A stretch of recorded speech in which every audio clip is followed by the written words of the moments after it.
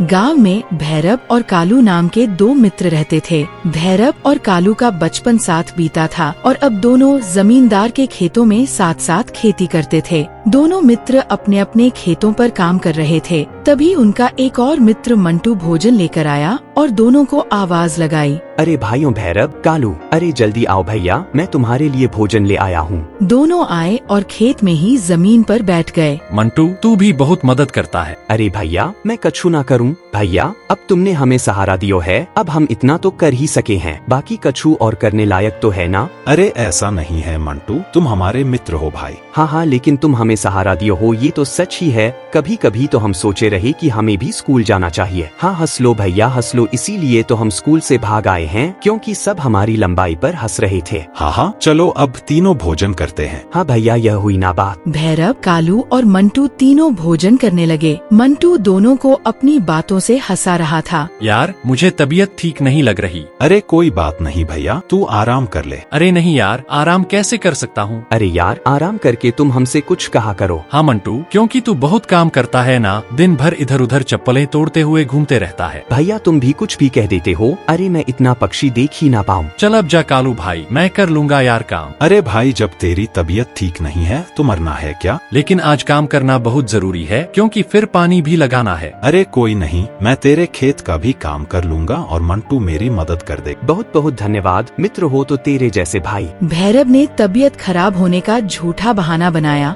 और खेत में पेड़ के नीचे जाकर सो गया। कालू और मंटू दोनों काम पर लग गए। बहुत तेज गर्मी थी, फिर भी दोनों अपने मित्र के लिए काम कर रहे थे। शाम को भैरव कालू और मंटू के पास गया और बोला, अरे तुम दोनों ने आज बहुत काम किया है। अब तुम्हारी तबीयत कैसी है भैया? मैं बिल्कुल ठीक हूँ। मैं इसलिए तुम्हारे पास आया हूँ कि अब तुम दोनों जाओ और आराम कर लो। अरे नहीं, मेरे हिस्से के खेत में थोड़ा सा काम बचा है, मैं यह जरूर करूँगा। तुम दोनों ने मेरे हिस्से का काम किया, इसलिए मैं अब तेरा काम कर रहा हूँ। तुम दोनों जाओ और आराम कर लो। नहीं, इसकी कोई जरूरत नहीं है। अरे अब जा भी। भैरव ने कालू और मंटू को जबरदस्ती भेज दिया। दोनों पेड़ के नीचे जाकर सो गए। भैरव अकेले बहुत खुश हो रहा था। अब आएगा ना मजा, जब जमींदार आएगा और ये दोनों सोते हुए मिलेंगे। वाह, मेरी तारीफ होगी और बहुत तारीफ होगी। भैरव खेत में सिर्फ दिखाने के लिए काम करने लगा। थोड़ी देर में जमींदार आ गया। भैरव, तू अकेला काम कर रहा है, वो दोनों कहाँ हैं? वो अभी आ रहे हैं। कहाँ गए हैं वो? क्या हुआ?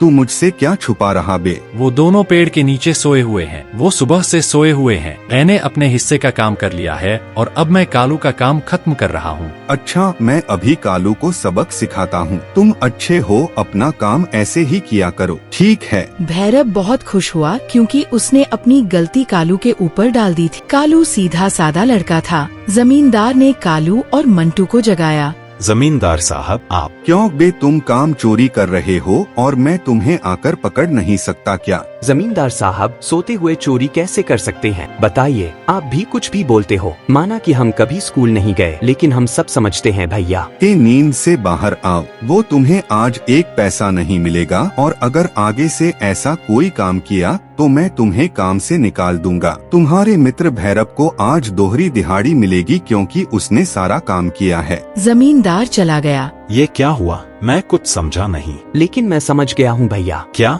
यही कि भैरव भैया तुमको फंसा दिए हैं। हाँ, ये भैरव बचपन से ही ऐसा है, मुझे फंसा देता है। मैं हर बार सोचता हूँ कि अब इसके चंगुल में नहीं आऊंगा, लेकिन फिर दोबारा इसकी बातों में आ ही जाता हूँ। हाँ, लेकिन आगे से नहीं आइएगा। अब देखो भैरव भैया इधर ही आ रहे हैं। भैरव मुस्कुराते हुए आया। अब घर चलते हैं। क्या हुआ, मुझसे बात नहीं करोगे? वैसे मैं बता दूं कि मैंने कुछ नहीं किया है। तीनों घर वापस चले गए। एक सुबह भैरव, कालू और मंटू तीनों जा रहे थे। तभी रायगढ़ के राजा बास के दो सिपाही आए और बोले, यहाँ कालू कौन है? अरे हम तो मंटू हैं। कालू भैया, ये दोनों में से कौन से हैं? बूझो। हम सिपाही है और तुम हमसे मजाक कर रहे हो, अभी कैद कर लेंगे। क्षमा भैया, हमारी जुबान फिसल गई, माफ कर दो। जी मैं कालू हूँ, मुझे बताइए कि क्या हुआ? तुम्हारे पास कोई हीरा है? नहीं नहीं, मैं गरीब हूँ, मैं मेहनत मजदूरी करता हूँ। हमें तुम्हारी तलाशी लेनी होगी। अरे अरे, कालू मेरा मित्र है, बहुत ईमानदार है, इसकी जेब में कुछ नहीं मिल सकता। इतना कहकर भैरव ने कालू को गले लगा लिया। हमें तलाशी लेनी ही होगी।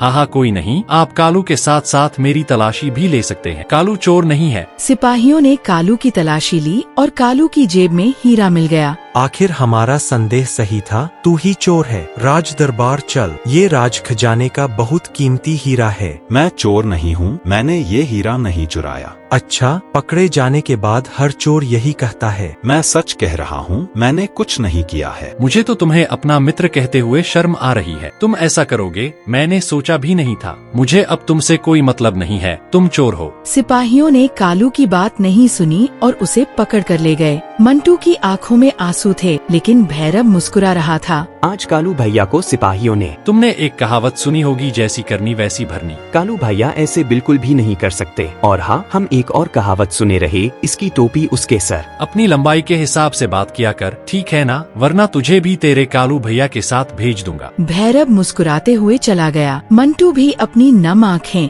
लेकर वहाँ से चला गया। कालू को राज दरबार में पेश किया गया। राजा बाज ने कालू से कहा, तुम दिखने में पढ़े लिखे और दयालु लगते हो, तुमने चोरी क्यों की? मैंने चोरी नहीं की। राज्य का बेशकीमती हीरा तुम्हारे पास पाया गया है। अब स्वयं बता दो कि तुमने बाकी खजाना कहाँ छुपाया है। मैं सच कहता हूँ कि ये मैंने नहीं चुराया, मेरे पास कुछ भी नहीं है। इसे कैद खाने में डाल दो, ये इसी लायक है। सिपाही कालू को पकड़ कर ले जाने लगे, लेकिन तभी पीछे से जमींदार, मंटू और भैरव आ गए। आपके कार्य को बीच में रोकने के लिए मैं क्षमा चाहता हूँ, लेकिन असली चोर को मैं पकड़ लाया हूँ। यह क्या कह रहे हो तुम? कौन है असली चोर? भैरव। क्या यह कैसे हो सकता है? भैरव हमारा खबरी है, इसने ही तो हमें कालू के चोर होने की खबर दी थी। पहले मैं भी यही समझता था, लेकिन अब समझ में आया कि भैरव सबको अपनी टोपी पहना देता है। मुझे भैरव पर पहले से ही शक था, बस कुछ दिनों से इस पर नजर रख रहा था। मैं कुछ समझा नहीं।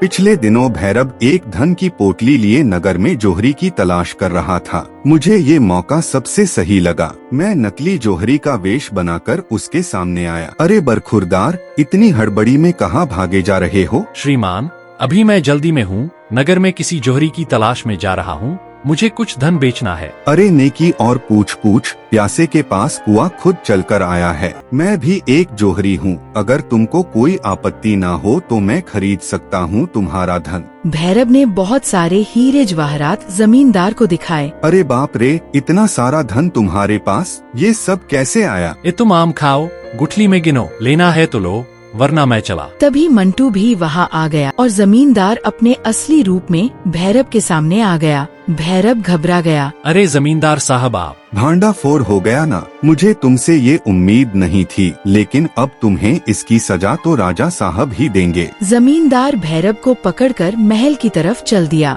अच्छा, मुझे अब समझ आया। सैनिकों, कालू को छोड़ दो और इस दुष्ट को कैद खाने में डाल दो। क्षमा महाराज, क्षमा, मुझे माफ कर दीजिए, मुझसे भूल हो गई। उसी की सजा है यह, ले जाओ इसे यहाँ से। कालू को छोड़ दिया गया। राजा बाज ने कालू को बहुत सारा धन दिया और उसे राज दरबार में काम भी दिया। कालू और मंटू ने जमींदार को बहुत धन्यवाद दिया और फिर अपने घर चले गए। तब से वे दोनों खुशी खुशी रहने लगे।